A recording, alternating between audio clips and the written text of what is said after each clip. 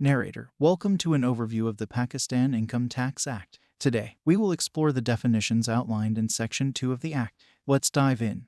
Narrator, our first definition is assessee. In the context of the Income Tax Act, an assessee refers to an individual or entity who is liable to pay income tax.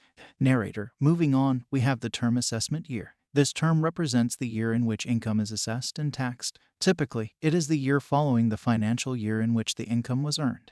Narrator, our next definition is capital asset. A capital asset refers to any property, whether movable or immovable, held by a taxpayer. However, it excludes stock in trade, consumable stores, and raw materials held for business purposes.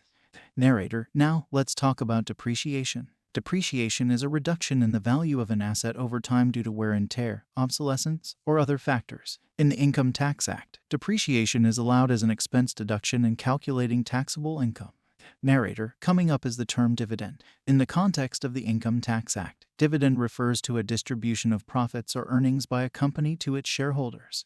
Narrator, last but not least, we have gross income. Gross income represents the total income of an individual or entity before deducting any expenses or allowances. It provides a starting point for calculating taxable income. Narrator, and that concludes our overview of the definitions found in Section 2 of the Pakistan Income Tax Act. Remember, these definitions serve as a foundation for understanding the Act and its provisions. For a comprehensive understanding, we recommend referring to the official legislation or consulting a qualified tax professional.